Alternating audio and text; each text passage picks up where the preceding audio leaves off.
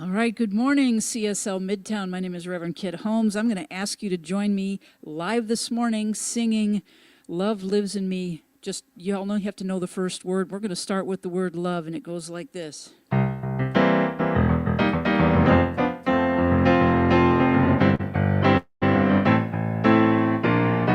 Say love, love lives in me, love moves through me, love expresses as me.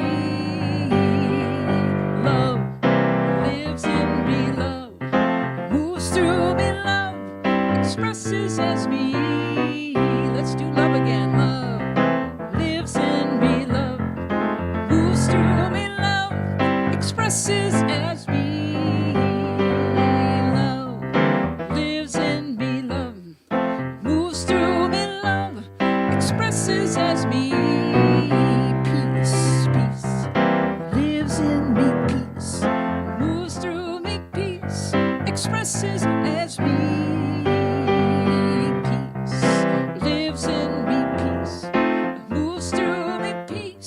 Expresses as me. Joy, joy lives in me. Joy moves through me. Joy expresses as me. Joy lives in me. Joy moves through me. Joy expresses as me. Power, power lives in me. Power moves through me. Power expresses as me. Power lives in me. Power moves through me. Power expresses as me. Love, love lives in me. Love moves through me. Love expresses as me. Love lives in me. Love moves through me. Love expresses as me.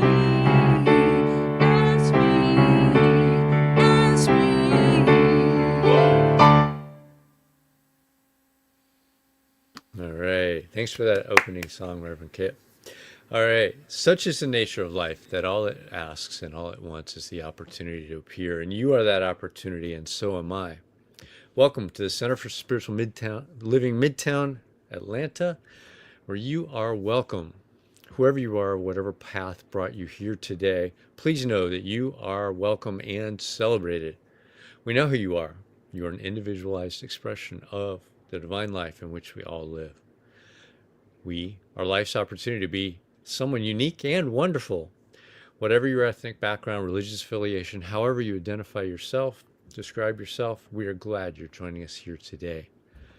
You are welcome to be a part of this community in whatever way serves you. I'm going to read our vision statement. We are a strong, open, globally connected community centered on the clarity of principle through teaching, service, and practice. We create a safe and respectful environment that supports healthy spiritual growth. And now, our Declaration of Principles as written by our founder, R.Sc.P. Holmes. A few of the Declaration of Principles we live by. I believe in one God, one absolute power, and first cause to all things. I believe that this power is perfect love, and it creates out of a desire to express love. I believe all thought is creative, and how I choose to think creates my personal experience. I believe in the unity of all life, and the immortality of the individual soul forever unfolding. I believe in the eternal goodness, the eternal loving kindness, and the eternal givingness of God to all. And so it is. So grateful. Hey. So it is. So, for those of you who have been here for a while, who are new to this Centers for Spiritual Living, a practitioner is someone that's demonstrated the ability to use spiritual practice and spiritual laws to bring about great changes in their lives. They have demonstrated that they know how to bring about these changes in others when asked. Licensed by Centers for Spiritual Living, they are available to provide you guidance and support in whatever areas you're looking for assistance in. And you can contact them through our website, cslmidtown.org. And our practitioner today has been having some technical difficulties. So I am going to go through and do a spiritual mind treatment, which is an affirmative prayer. This is what we learn in class and teach, and brings us into greater contact with our connection with God. So if you would, close your eyes, take a deep breath, and know this with me. There is one life in and through and as all things, and I am one with that life. In that knowingness, I know that everything is in right and perfect divine right order. Everything I need to know, I know. Everything I need to do, I take action on. For I am divinely inspired. Our speaker today is inspired, musically inclined, terrific, and inspirational. So we are all open to this message that comes through us, to us, in this knowingness of joy, power, love, song, all these aspects of God that live through us right here, right now. I know that there is a goodness flowing for Centers for Spiritual Living Midtown right here, right now. And I am truly grateful for this knowingness, this beingness. And I let it be so. And so it is. And with that, I'm going to introduce our wonderful speaker this morning. By any measure, Reverend Kit Holmes' musical gifts alone are extraordinary. You've already heard them.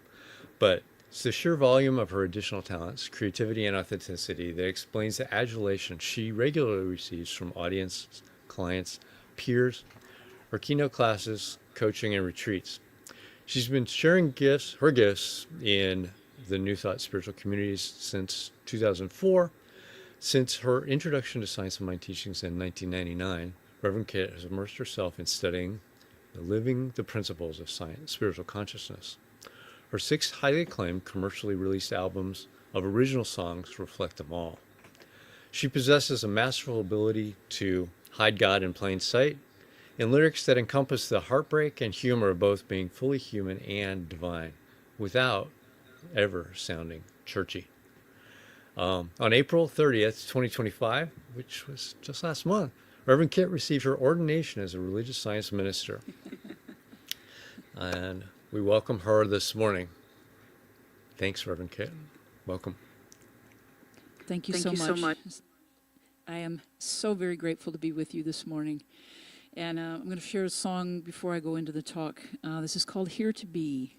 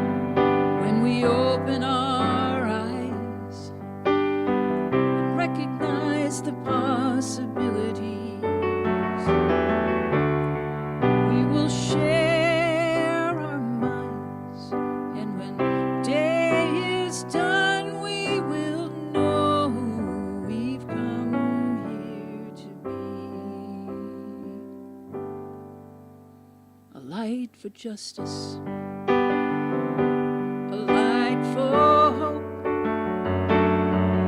and peace like the world has never known, and love, oh love, so we've come here to be.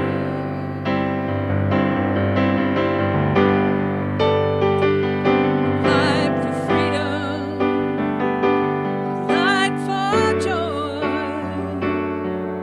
and healing like the world has never known, and love, oh love, so we've come here to be.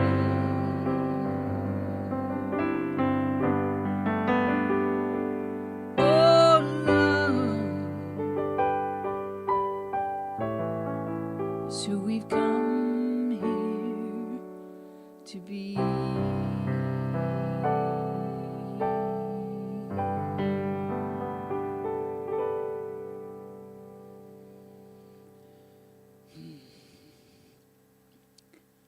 Love is indeed who we have come here to be.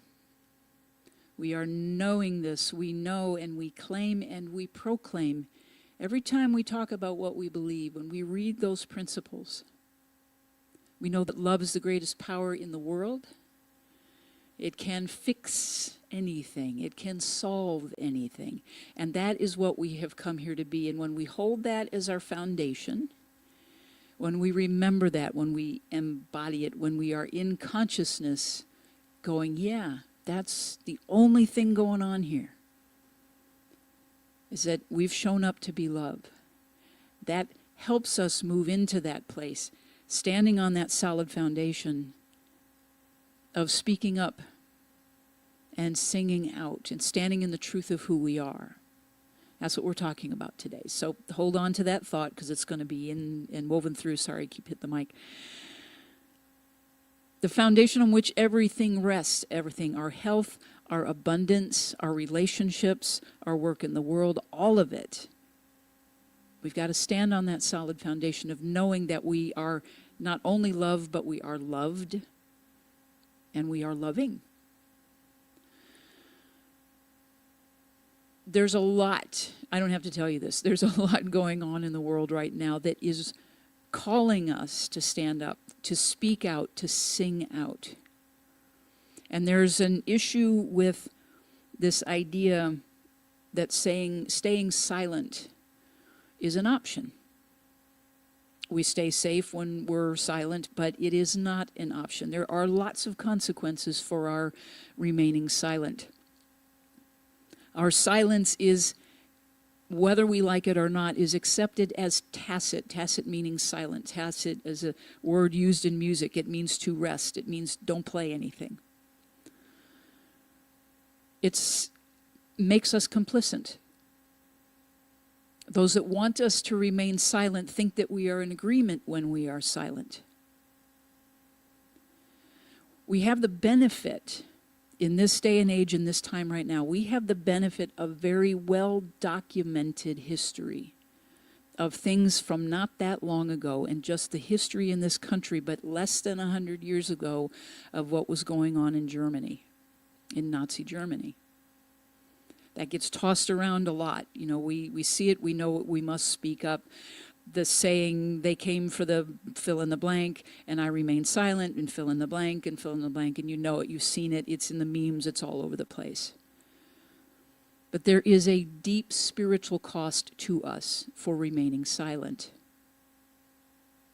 We also have the benefit of knowing what happens when broken, fearful people use their fearful voices, raise their fearful voices to deliberately tap into the collective fear in order to rise to power and control. So there's this double-edged sword of silence, being complicit in staying silent, but also intentionally using our voices, we can, in either direction, for the good of all or for the good of one or just a few people. Those being oppressed and those being the oppressors know, well, the oppressors, I will say, know this power. They know this power. They're using this power right now. We just go back through the history of this country. Civil rights, women's rights, the silence equals death vote during the AIDS epidemic in the 80s, when there was 8 years of deafening silence about the pandemic, that pandemic, the AIDS pandemic, the AIDS epidemic, the ACT UP, the Black Lives Matter, the Me Too movement, the recently the Hands Off. We are being called, and there are many of us stepping up to raise our voices and say, this isn't cool. This is not cool. Martin Luther King Jr. said, our lives begin to end the day that we become silent about things that matter. We cannot be complicit and say, I believe in the good for everyone. We can't be complicit in our silence and simply say the words, I believe in the good of all, and in Centers for Spiritual Living, that we envision a world that works for everyone. It's really nice to say all of those things, but we have to act on that. When we live in fear, and it goes along with the silence, we're seeing it day in and day out, where people that are speaking up there's retribution, there is being disappeared, there's being arrested, there's being absolute lawlessness around people exercising the First Amendment right to dissent, to resist. And so it's natural. It is absolutely natural that we are afraid. I'm not going to do this because I don't want to get my door knocked down in the middle of the night and hauled off to somewhere where nobody knows where I'm going to end up. Sure, that can happen. It's a possibility. It's a fear. Yes, it is our deepest fear. And the deepest fear on both sides of this, the oppressors and the oppressed, is the lack of control. You think about that. It's couched in, it's about greed, it's about power, it's about this kind of thing. It's all of that. But when you think about it, the core underneath all of it is fear of loss of control. We can say that we're afraid of dying. But what I have come to learn in my life is it's not the fear of dying, and you've heard this before as well. It's the fear of living full out, living fully into who we are, because it makes us vulnerable. We don't fear death, we fear suffering and pain. I'll say that again. We don't fear the actual act of dying, because sometimes the option feels like, yeah, it would be a whole lot better to just be at peace and not have to deal with any of this stuff anymore. And I say that as a cancer survivor. And if you've ever been through chemo, if you've ever been through radiation, if you've been through any kind of serious medical treatment and pain, and sometimes many of you probably and know people or yourselves have chronic pain, that there are those moments where it's just like, let's just be done, to get out of the pain, to get out of psychic pain, to get out of emotional pain. It's like, just stop, right? And so we numb and we find all these other ways, not about dying. That seems like a good idea, but it's not, to take it into our own hands. But the fact is, we are all going to die at some point, right? So it is about the suffering. It is about the pain. And it is, underneath all of that, a sense of not having control. And we know in our egoic minds that control, that sense of control, is false. There is very little that we have control over, except our thoughts, our reactions and our responses to those thoughts, and our actions. Those are the only things, and we are only responsible for ours. As much as we like to think we can control others, you know very well that doesn't really work. It's not really good for relationships. So it's living with the idea that, yes, we have this very basic human fear of pain and suffering, and staying silent about it is also adding to it in the individual self. And what I mean by that is, we have been conditioned in society to say, oh, I shouldn't talk about being scared. I shouldn't talk about being angry. I shouldn't talk about being in pain. There is something about naming and claiming that allows it to move through us, right? So when we don't speak up to it, when we say, oh, I'm going to be nice, I'm not going to rock the boat, I don't want to make somebody else upset, we are shutting ourselves down. We are not standing in that divine, beautiful, unique, individualized expression of God that we are. And so that is another consequence of staying silent. What we do to ourselves by not asking for what we want, not asking for what we need, not having healthy boundaries. It makes us vulnerable to stay, if we're not used to doing it, to stand up and say, this is what I want, this is what's right. This is what I know in my soul to be right, not just for me, but for everyone. We kill ourselves, we kill that soul, we kill or we diminish significantly that individualized expression of God that is trying its best to move through us and as us, to speak and be in the world. James O'Day, in his book, The Conscious Activist, Where Activism Meets Mysticism, says this: spirituality cannot exist in a vacuum, ignoring social conditions or the plight of humanity. And activism cannot hope to transform the social order in the absence of mature spiritual development. Both must grow beyond any form of privileged exclusivity. In fact, they each must embrace a reality that joins them in the service to the individual and collective liberation. So on the one hand, to be totally spiritual and go on the way end of the woo-woo and toxic positivity and spiritual bypass does not serve activism.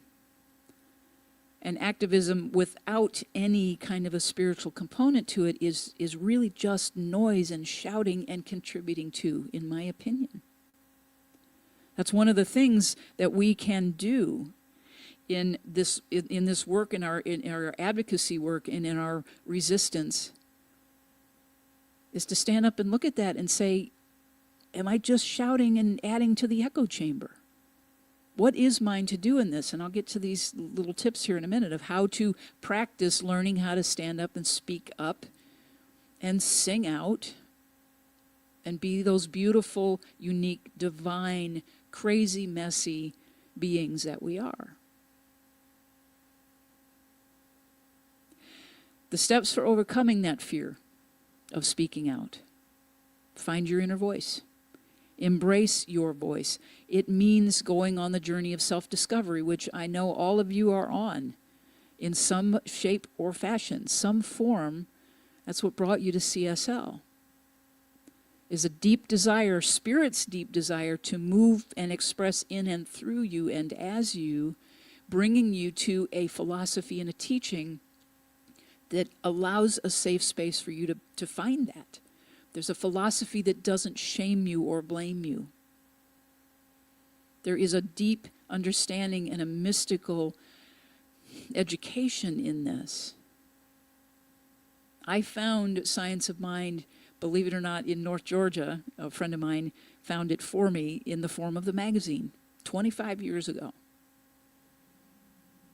They were at a Unitarian Universalist church in the North Georgia mountains, and the Science of Mind magazine was on a 8-foot fold-out table with nothing else around it. And she picked it up and she brought it back to me and she said, I think this sounds like you. And I read it cover to cover and I said, oh my God, there are people that think like I do. Where can I find it? And that was the beginning. That was the beginning of this journey. So we're in a philosophy that is just embracing us, absolutely embracing us and lifting us up to that place that says, yes, go deep, explore, figure out who you are. Where we stop letting other people define us. And it takes a lot of work, and a lot of it is very painful to move through the paradigms that we have been conditioned to believe about ourselves. So engage in spiritual practice. That's another thing. Spiritual mind treatment, meditation, visioning,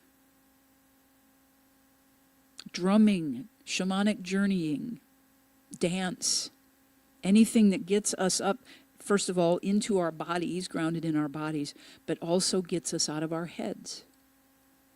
It opens up our hearts. Daily practice, adding those things, gives us the strength and the confidence and the courage to start saying, this is what I believe. This is who I am. And in community, we can do this by creating safe spaces. We do that by creating like a spiritual community like CSL Midtown, where you can have conversations, where it is a safe container where all opinions, all viewpoints are heard and respected and honored. And that there doesn't have to be agreement. There shouldn't be agreement all the time.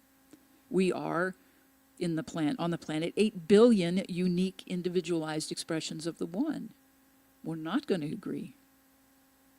But to be respectful of that and say, I could maybe learn something from someone else's perspective. That's the safe kind of environment that we create. We do it in our individual relationships. We do it in community. When we do that, we can move into those places where we advocate. We become an ally for change, not just for ourselves, but for our communities, but for people that we don't even know, but we see their humanity, we see the suffering, we see the pain, we see the injustice. And that's where, when we are practicing daily, standing on that foundation of knowing that love is in action, everywhere.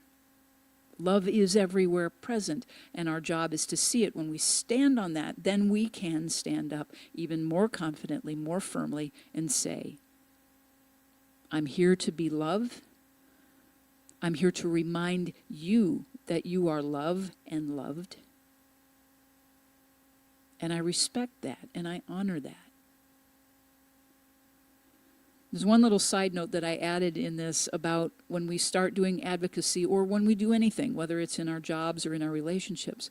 There is a difference between being passionate and being pushy. And I think you know what I mean by that. It is that passionate place where we become, my way is right. And you must join me. You must march with me. You must, when we start doing that shoulding thing on other people. We can absolutely be passionate about our purpose. And unless we are respectful of other people's purposes and their perspectives and the way that they show up in the world, we are just adding to the noise and the chaos. One other note that I want to make about this: social media. Check your information when you are advocating for someone, when you are demonstrating that you're an ally, when you are doing things to support a cause or see things that are right. Check your information. I checked with things that have been attributed to the new Pope and attributed to a lot of other things, and you know it. Check the sources. It only takes a little bit of time to go look. And when I say this, I bring this thing about the new Pope, is that the liberal, generous, all these, people are saying, oh, he said this about conservatives. He did not. The quote about him saying that woke is gospel, he did not say that. Because the same thing is happening on the conservative side. They are claiming that he is a registered Republican and he's this and he's this and he's that. And it's like, none of it is verifiable.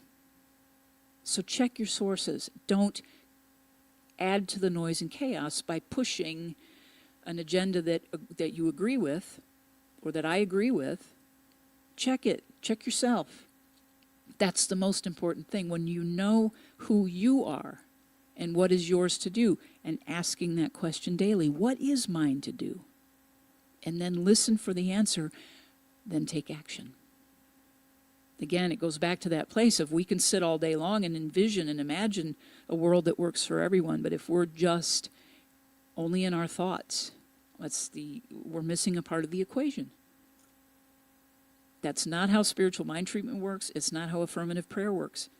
We can sit on our meditation cushion all day long imagining peace, but if we are not actively doing what is ours to do to contribute to it,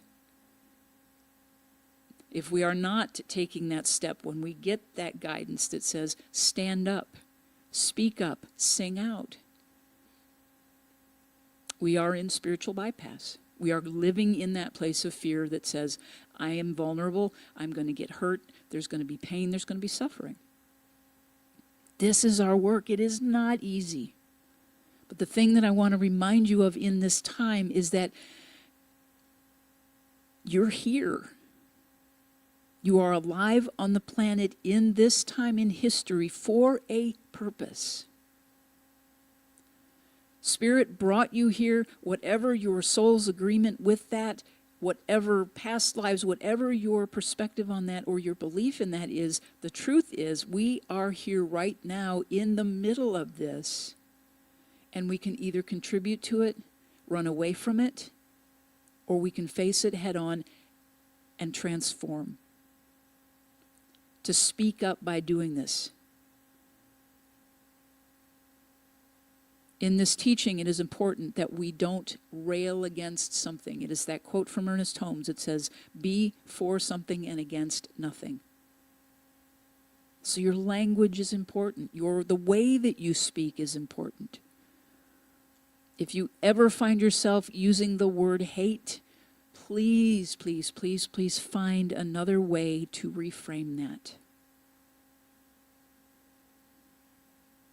Because when we attach, you know this, when we attach to that energy, we are not transforming it, we are just making it bigger.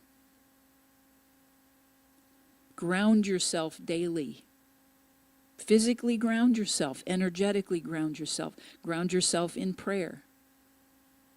Ground yourself in your body. Take a moment throughout the day when you're feeling anxiety, when you're feeling stressed. Just do a check-in. Where are my feet right now? Am I hot? Am I cold? Am I hungry? Am I tired? Am I sad? Am I angry? Just acknowledge where you are. Acknowledge the physical. Where am I sitting? Do I need to get up and stretch? Only takes a few minutes to ground, and ground in consciousness, to go back to that place. Love and God, love/God, I think they're interchangeable, is the only thing happening right now. Am I in agreement with it? Am I doing what is mine to contribute to the furthering and the expansion of that love, or am I withholding? Also understanding, yes, it's okay to rest. Yes, it's okay to take a step back and take a break. Take a breath. Ground yourself in that question. What is mine to do? Mine. Not what I think everybody else should be doing. What is mine to do as an individualized expression of the one? Me. And then do it. Do it. It is taking the act. Dale Carnegie, that good old motivational, good old Dale Carnegie says, inaction breeds doubt and fear. Action breeds confidence and courage. If you want to conquer fear, do not sit home and think about it. Go out and get busy. Right? Okay. Stand in your power. Don't let other people's opinion of you shift you from that. Again, remember, we go back to that place. Very, very human. If I feel vulnerable, I'm going to suffer, I'm going to feel pain. We don't get hurt without other people's permission. That is what standing up, speaking out, raising your voice, singing your song out loud is all about. Because guess what? Everybody's trying to do it. Everybody's trying to do it in the way, in whatever mixed up, messed up, distorted way it might be happening. Everybody wants to be heard. Everybody comes at it differently. The lesson in Course in Miracles, that everything we do is either a cry for love or an expression of love. We're either trying to get it or we're giving it. And usually when we give it first, we get it back. Practice gratitude, self-acceptance, self-compassion, self-forgiveness. Man, Let yourself off the hook every now and then. Just say, I'm doing the best I can with what I have at the level of conscious awareness that I have in this moment. Can I shift my consciousness? Yes. And then I will get the next set of opportunities to live into that. There is only that one power for good, as Ernest Holmes says. That power for good in the universe, greater than you, and you can use it. We can all use it. That power is love. We can use it or we can lose it. Practice. Baby steps. Daily. There is not a single one of us individually that is going to rescue, save the planet. It's not ever happened in the past. It probably won't ever happen in the future as long as humankind exists. One person is not the savior. We've had a lot of teachers, yes, but we have been given the tools. Everything we need is always available to us. Give thanks for the power that we have this teaching, that we have these principles that we can use every day. Give thanks that you're alive in this time in history to use those tools, to use these principles, and to use your voice and your power. Love is who you have come here to be. You lack nothing. Everything that you require and desire is already given, and it is given freely. We just have to accept it. Just accept it with gratitude. Believe that you deserve it because you do. Stand in the truth of who you are. Lift your voice loud and proud. Make art, make music, make poetry, cook good meals. Use your hands to create something useful. Be present. Just be present for someone without trying to fix them. Just be present for someone who has maybe forgotten in the moment who they are. They have forgotten that they are love and they are loved. Seems pretty simple. Simple but not easy. We know this. So I'm going to finish out with gratitude about using our voice, lifting our voices, lifting it in gratitude. And I thank you so much for allowing me to be here with you today. Let me finish this song. Here we go.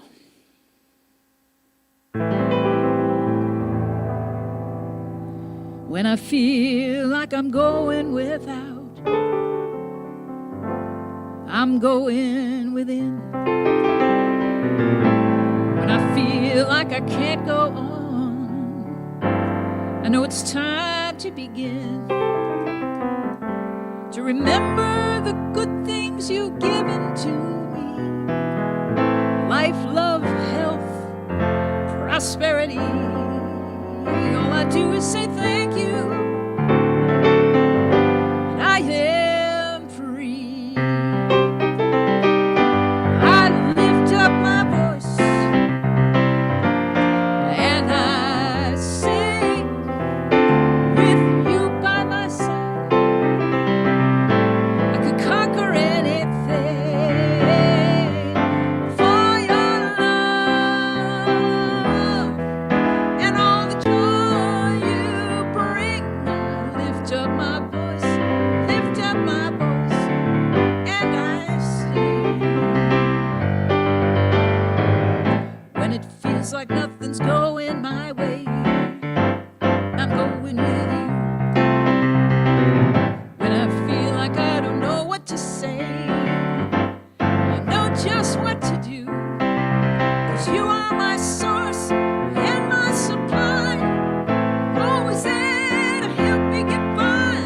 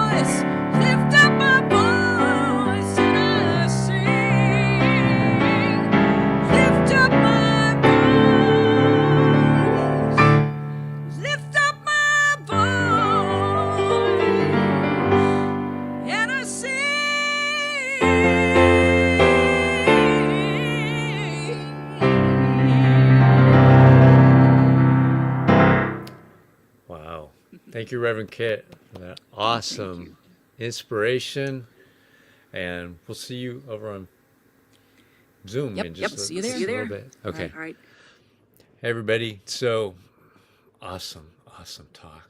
I'm going to read our New Minister Covenant. You can read this with me. You can download this from CSLMidtown.org.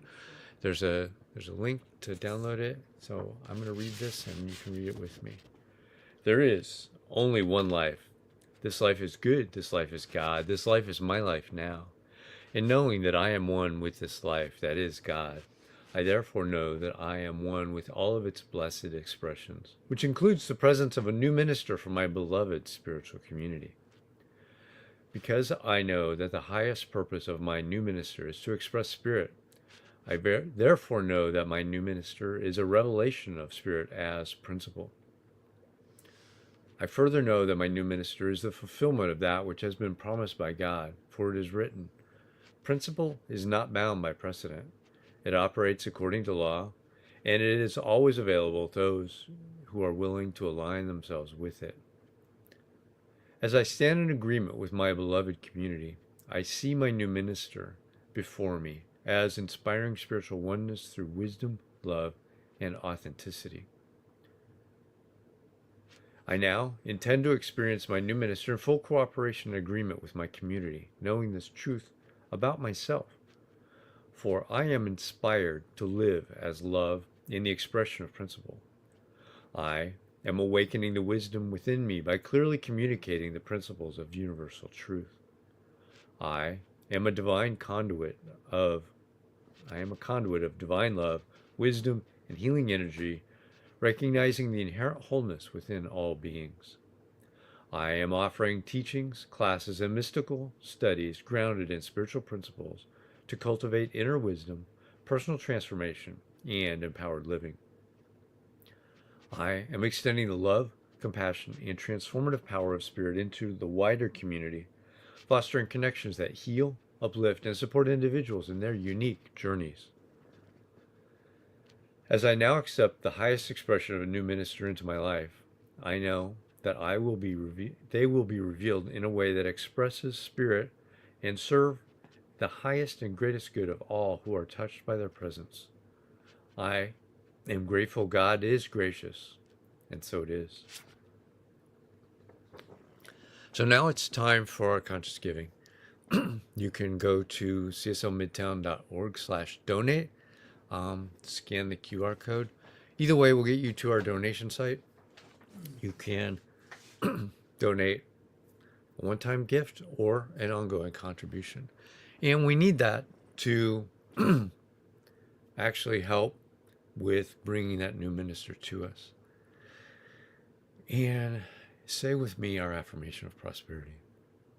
I live in a universe of abundance.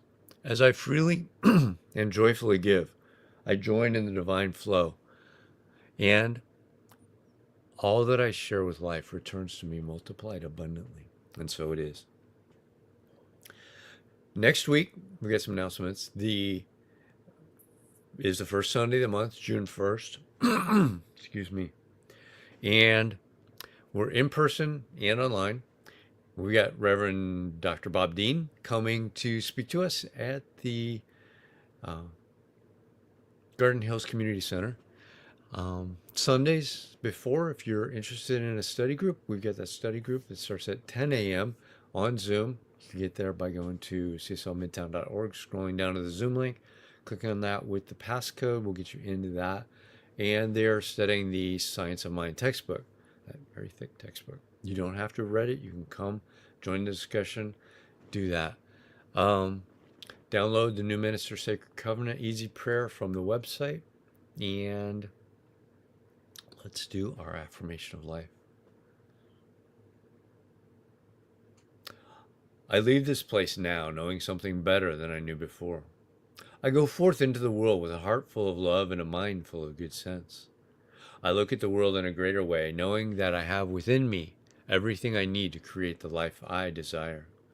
I give thanks for this understanding, and I am grateful for the spirit of life that lives through me.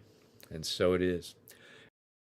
You can join us over on Zoom to have a discussion with Reverend Kit. And have a great week, everybody.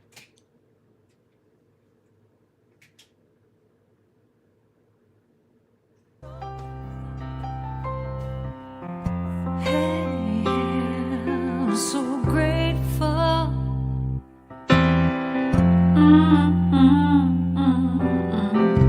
I'm so grateful. I'm so grateful. I'm so grateful for all that I have. I'm so grateful. I'm so grateful. I'm so grateful for all that I have. Hey, oh yeah, grateful. I just say I am so grateful every day for all I have. Every day, I'm so grateful. I'm so grateful. I'm so grateful for all I have. Every day I say it. Grateful. How I'm grateful. Every day. Oh yeah. I am so grateful. Oh yeah. I'm so grateful. 'Cause I accept and I receive. I am so grateful. Oh yes, I am. I am. So grateful, hey, grateful. I'll just count my blessings. Grateful. I just count my blessings. There is a power for good in the universe greater than you are, and